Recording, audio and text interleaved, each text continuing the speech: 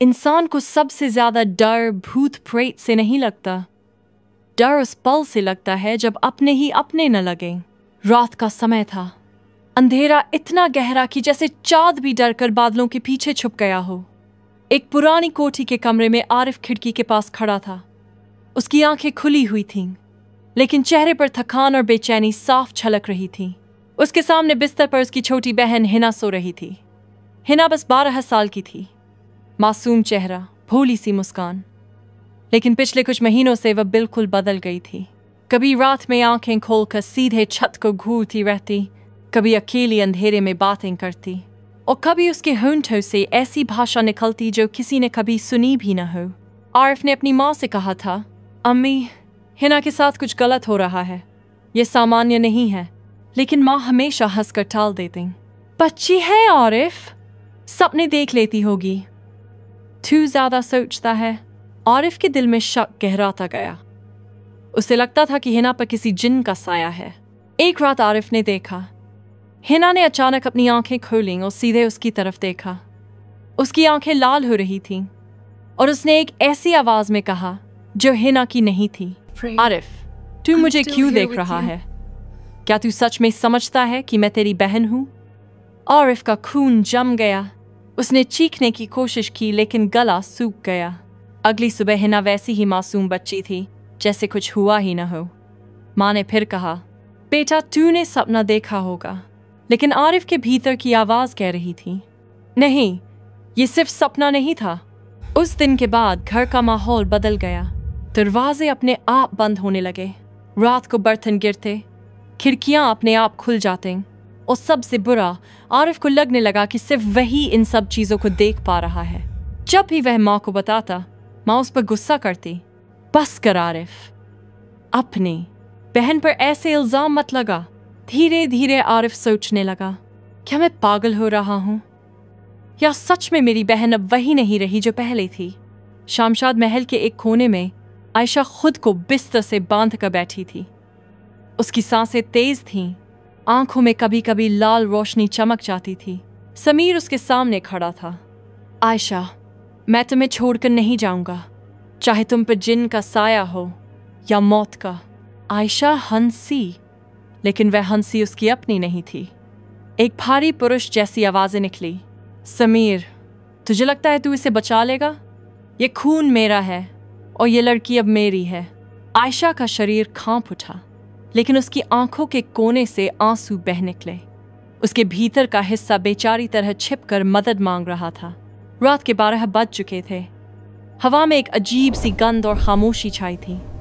अचानक पूरा कमरा अंधेरे में डूब गया। समीर के सामने जिन्न की परछाई उभर आई, एक लंबा धुंधला सा साया। सुन ले इंसान, उसने कहा, आयशा को बचाना है तो अपनी सबसे कीमती चीज देनी होगी, वरना ये मेरी दुल्हन बनेगी। समीर ने डर के बावजूद कहा, मेरी जान ले लो, लेकिन आयशा को छोड़ दो। जिन्न के चेहरे पर एक अजीब सी मुस्कान उभरी। तुझे अपनी जान की कदर नहीं? ठीक है, तो मैं तेरे और इसके रिश्ते की परीक्षा लूंगा। जिन्न ने अपने नाखून से जमीन पर एक गहरा लाल गोला खींच दिया। अगर तुम्हारा प्यार सच्चा है तो इस खून के घेरे में कदम रखकर आयशा का नाम पुकार। अगर दिल साफ हुआ तो यह साया पिघल जाएगा। अगर झूठ हुआ तो तुम दोनों हमेशा के लिए मेरे हो जाओगे। समीर ने आंखें बंद करके पूरी ताकत से पुकारा, आयशा, तुम मेरी हो, तुम्हें कोई नहीं ले जा सकता। सुनो मेरी आवाज, लौट आओ। कमरे का दरवाजा जोर से बंद हो गया। आग की चिंगारियां उड़ने लगीं।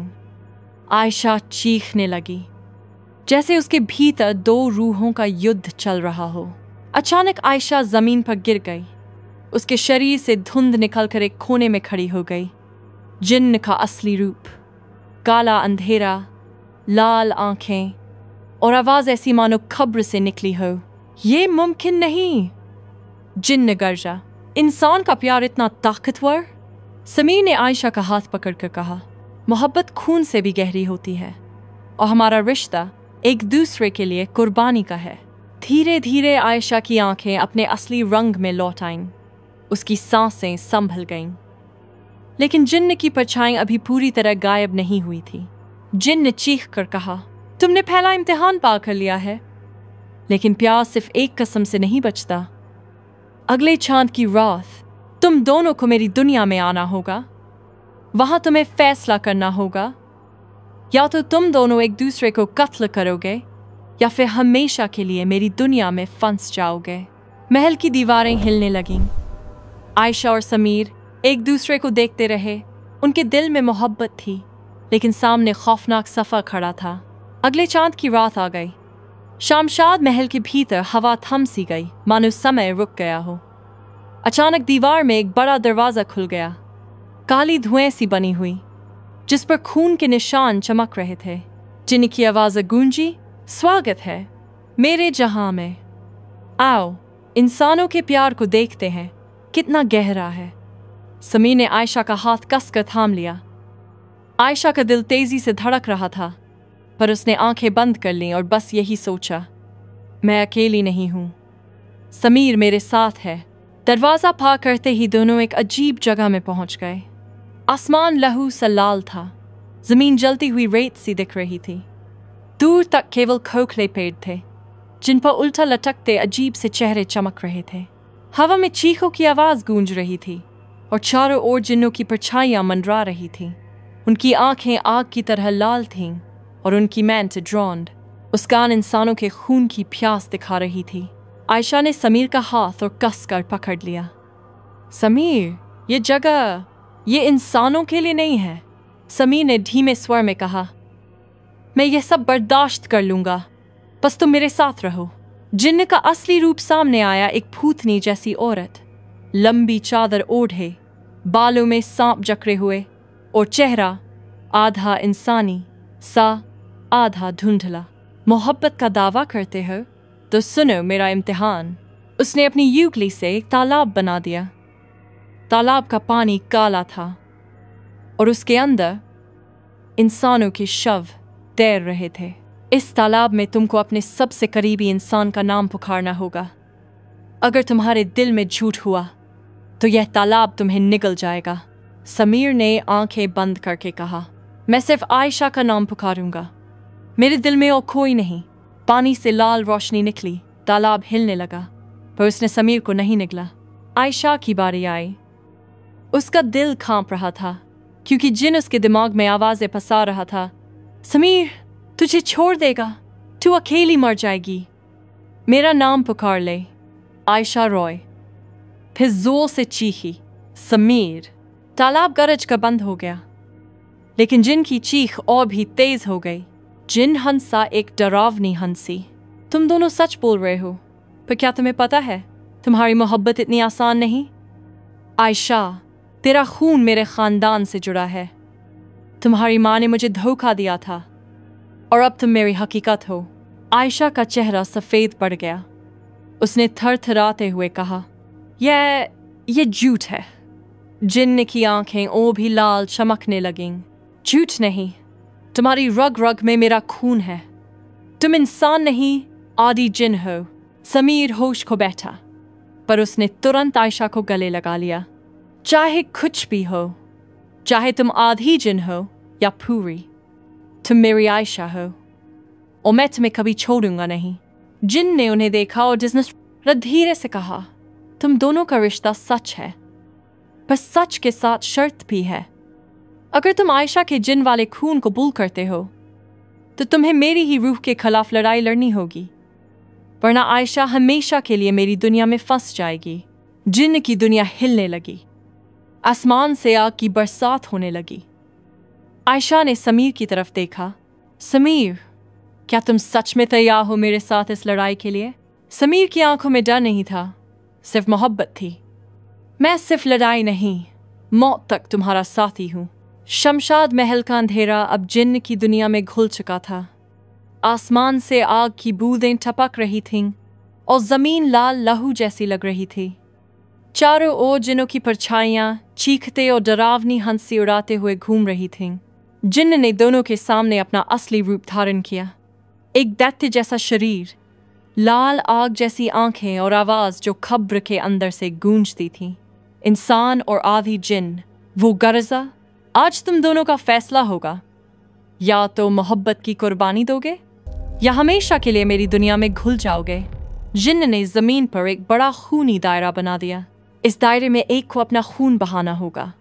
जिसने अपना खून दिया वो जिंदा नहीं बचेगा, लेकिन दूसरा आजाद हो जाएगा। आयशा का रंग उड़ गया। उसने समीर के कंधे पर हाथ रखा।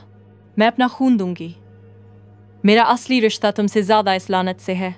तुम्हें जीना चाहिए। समीर ने उसके होंठों को बंद कर दिया। चुप, तुम मेरी जिंदगी हो। अगर तुम नहीं रहोगी तो मैं क्या करूंगा? कुर्बानी मुझे देने दो।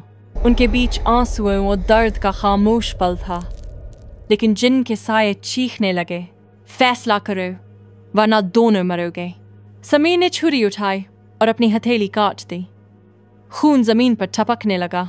जिन्न दहाड़ा, पागल इंसान, तू जानबूझकर मौत को बुलाता है। आयशा ने भी छुरी उठाई, अपना हाथ काटा और दायरे में खून गिरा दिया। मैं अकेली कुर्बानी नहीं दूंगी समीर। अगर मौत लिखी है तो हम दोनों साथ। दोनों का खून एक जगह मिल गया और तभी रोशनी की एक तेज लहर फूट पड़ी। वो रोशनी इतनी तेज थी कि जिनके साये पिघलने लगे। चीखों की आवाज हवा में घुल गई। जिन्न दहाड़ कर चिल्लाया, ये मुमकिन नहीं। एक इंसान और एक आधी। जिन्न का प्यार मेरे श्राप से भी बड़ा कैसे हो सकता है? आग की लपटें उसके जिस्म को तोड़ने लगीं। उसने आयशा की तरफ देखा। याद रखना, तेरा खून हमेशा मेरा हिस्सा रहेगा। अगर तेरा प्यार कभी कमजोर हुआ, मैं वापस आऊंगा।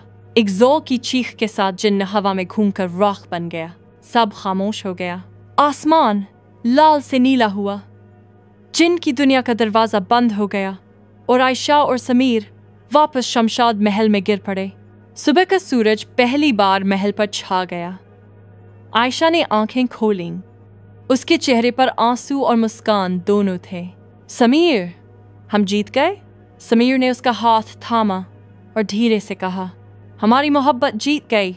उन दोनों के जख्म गहरे थे, लेकिन उनके दिल और भी मजबूत। आयशा ने अपना सिर समीर के कंधे पर रख दिया। चाहे मैं आधी जिन्न हूं, पर मेरा दिल सिर्फ तुम्हारा है। समीर मुस्कुराया, चाहे तुम जिन्न हो या इंसान, तुम मेरी मोहब्बत हो और अब कोई हमारा खून का रिश्ता तोड़ नहीं सकता। मोहब्बत जब असली होती है तो वो श्राप, खून और मौत से भी बड़ी बन जाती है।